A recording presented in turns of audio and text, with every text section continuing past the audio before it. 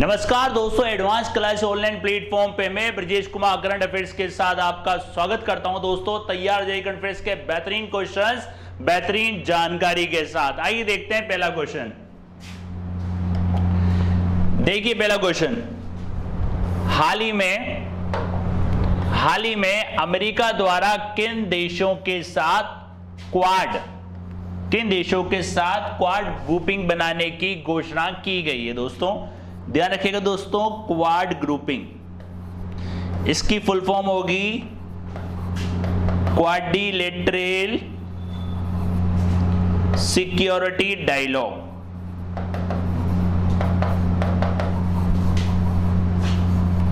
जो आपको याद हो, अमेरिका ने पहले इसे बना रखा है किसके साथ? भारत के साथ, जिसमें यूएसए, ऑस्ट्रेलिया, जापान और इंडिया भी है। ये एक पहले से ही बन रहा है, ध्यान रखिएगा इसके बारे में, 4 देशों का। अब अमेरिका ने क्या करा है? अब अमेरिका क्या करेगा? जो ये देश हैं पाकिस्तान, अफगानिस्तान और उज्बेकिस्तान, सभी के साथ ये क्वाड ग्रुपिंग बनाने की इसने घोषणा की है। ध्यान रखना दोस्तों, सभी के साथ क्वाड्रिलेटरल बनाने की घोषणा इसने की है। तो अफगानिस्तान, पाकिस्तान और उज्बेकिस्तान, अफगानिस्तान द्वारा क्वाड ग्रुपिंग, अमेरिका द्वारा क्वाड ग्रुपिंग बनाई जाएगी। इसका जो मुख्य उद्देश्य रहेगा दोस्तों, वो रहेगा क्षेत्रीय संपर्क को बढ़ाने के लिए। याद रखिएगा दोस्तों, क्षेत्रीय संपर्क को बढ़ाने के लिए ये की गई, क्वाड ग्रुपिंग की गई है। राइट, नेक्स्ट क्वेश्चन देखते हैं दोस्तों। नेक्स्ट क्वेश्चन देखिए, किन राज्यों के उच्च न्यायालय का नाम बदला गया है? तो ये दोस्तों, ये वो 2 राज्य हैं जो काफी ज्यादा फेवरेट भी हैं और काफी ज्यादा इनके क्वेश्चंस भी आपसे पूछे भी जाते हैं, और अभी लास्ट टाइम अपन ने काफी डिस्कस भी करा है इनके बारे में। तो ध्यान रखना, ये कौन से? जम्मू कश्मीर और लद्दाख। जम्मू कश्मीर तो आपको याद हो ही गया होगा, अभी दोस्तों काफी सारी यहाँ पे घटनाएं भी हुई हैं। और अगर लास्ट लेक्चर आपने देखा हो तो लद्दाख ने भी एक सिक्किम के साथ समझौता किया है ऑर्गेनाइज केंद्र शासित प्रदेश के लिए। अब क्या होगा, जो ये सामान्य उच्च न्यायालय, जो सामान्य वहां का उच्च न्यायालय, उसको जम्मू कश्मीर और लद्दाख उच्च न्यायालय में बदल दिया गया है। ध्यान रखना दोस्तों, जम्मू और कश्मीर और लद्दाख उच्च न्यायालय में इसको बदल दिया गया है।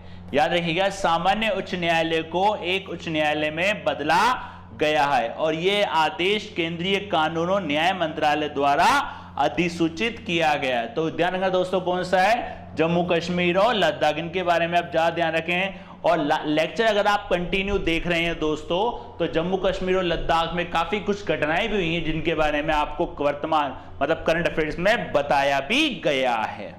नेक्स्ट देखते हैं दोस्तों।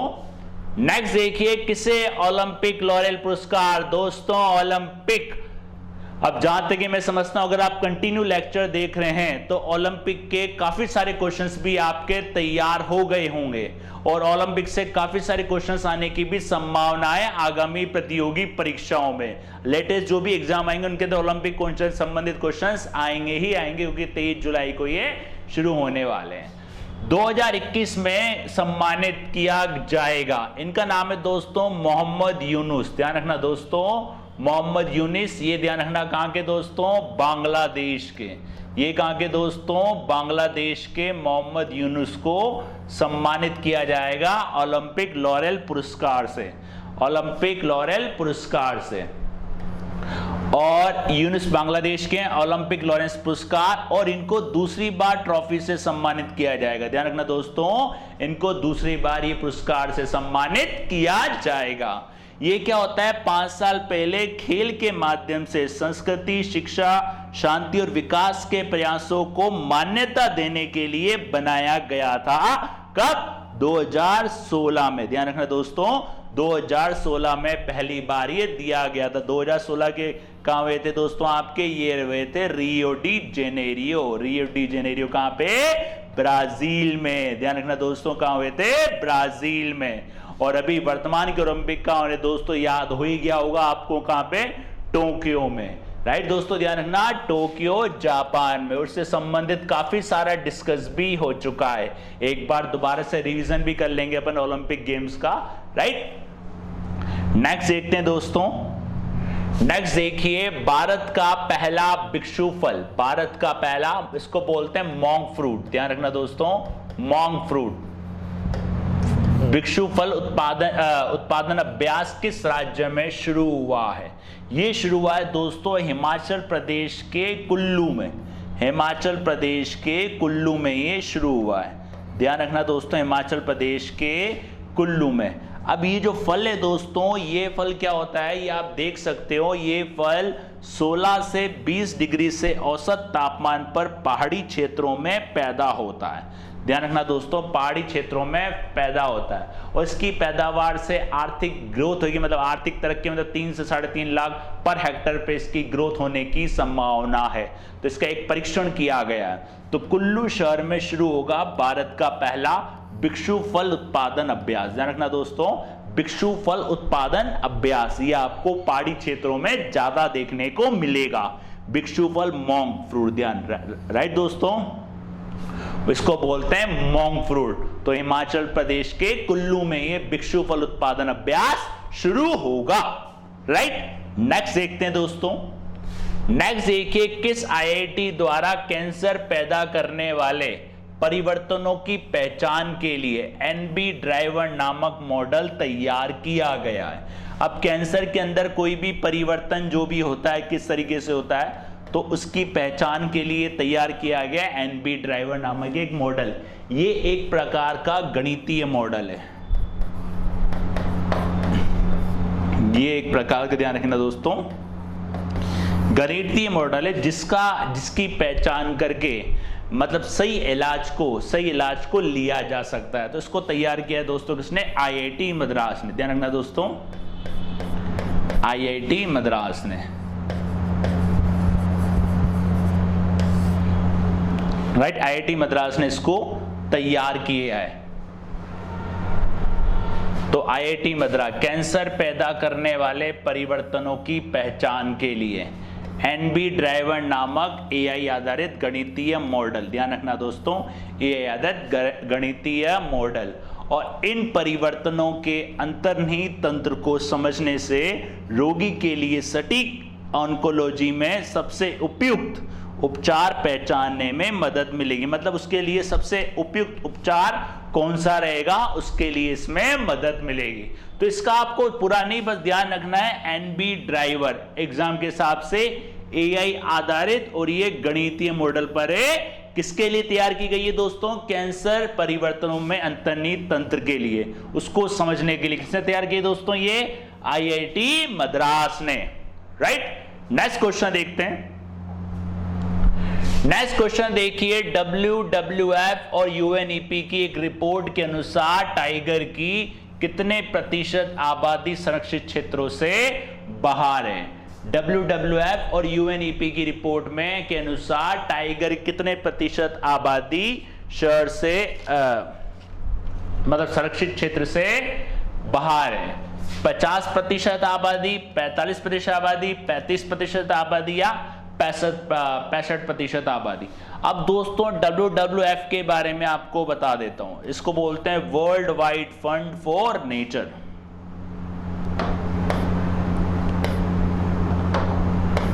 World wide fund, world wide fund for nature, याद रखिएगा। और इसका जो हेड ऑफिस है वो है दोस्तों स्विट्जरलैंड में। और UNEP united nation environment programme,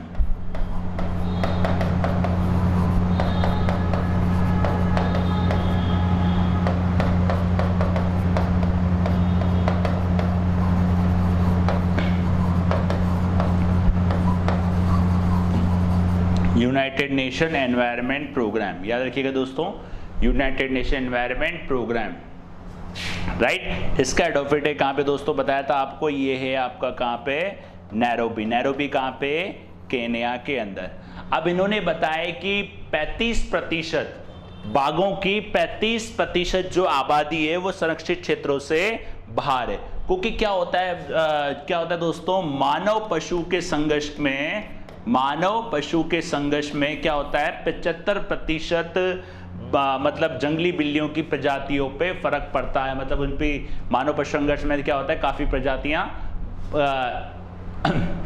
सुरक्षित नहीं रह पाती। तो ध्यान इसमें दिया है 35% सुरक्षित, ध्यान रखना, सुरक्षित क्षेत्रों से बाहर है। और इसके अंदर 35% बाघ श्रृंखलाएं सुरक्षित क्षेत्रों से बाहर है, ध्यान रखिएगा। और ये WWF रिपोर्ट के अनुसार है। इस रिपोर्ट में सभी के लिए भविष्य मानव वन्यजीव सह अस्तित्व के लिए एक आवश्यकता है, ध्यान रखना, सभी के लिए भविष्य मानव वन्यजीव सह अस्तित्व के लिए एक आवश्यकता है। WWF का याद रखना मुख्यालय कहाँ पे दोस्तों, स्विट्जरलैंड में, और UNEP का मुख्यालय कहाँ है दोस्तों, नैरोबी केन्या में, राइट। नेक्स्ट देखिए दोस्तों, UNDP united nation development programme, याद रखिएगा दोस्तों, यूनाइटेड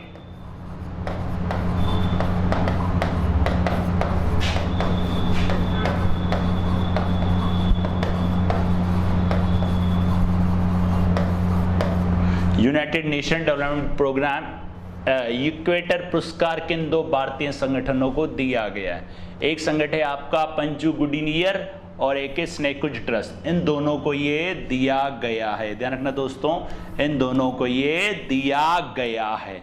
इन्होंने जो काम करा था दोस्तों, संरक्षण और जैव विविधता क्षेत्र में काम करने के लिए, ध्यान रखना दोस्तों, संरक्षण और जैव विविधता क्षेत्र में काम करने के लिए इनको ये पुरस्कार दिया गया है। UNDP united nation development programme equator पुरस्कार 2 भारतीय संगठनों को ये पुरस्कार दिया गया है, राइट। तो ध्यान रखना, पंजंग गुडियनर तमिलनाडु का संगठन है, स्नेकुंज ट्रस्ट ये कर्नाटक का संगठन है, संरक्षण और जैव विविधता के क्षेत्र में काम करने के लिए, राइट। नेक्स्ट देखिए दोस्तों, द इंडिया स्टोरी किसके द्वारा लिखी गई है, तो ये लिखी गई है दोस्तों विमल जालान, ये ध्यान रखिएगा दोस्तों, RBI के पूर्व गवर्नर।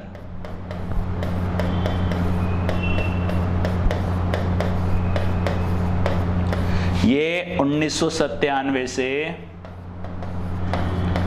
2003 तक RBI के गवर्नर थे।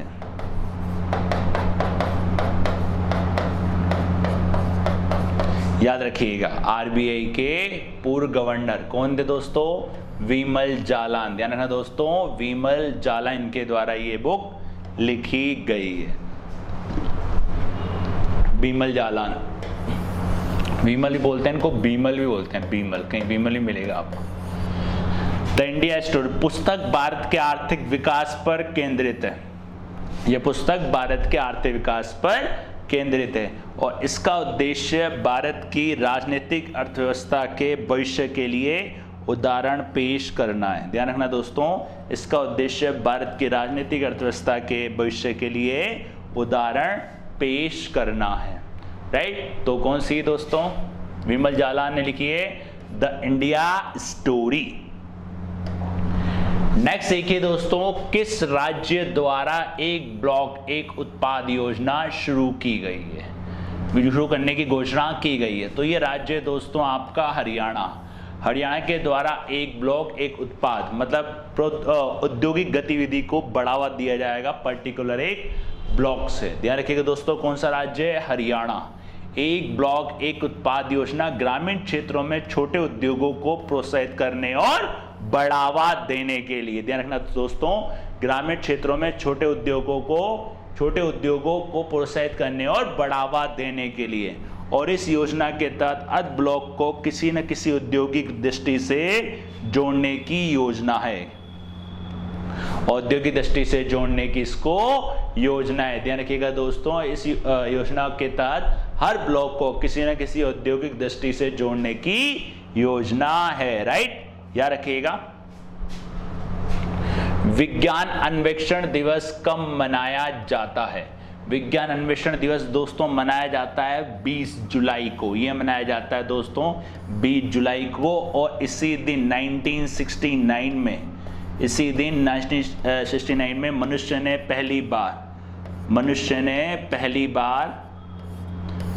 पहली बार चंद्रमा पर कदम रखा था, ध्यान रखना दोस्तों, पहली बार चंद्रमा पर कदम रखा था इसी दिन। याद रखिएगा दोस्तों, इसी दिन पहली बार, राइट। और ये जो थे, ये थे नील आर्मस्ट्रॉन्ग थे, नील आर्मस्ट्रॉन्ग और एड्रेलिन।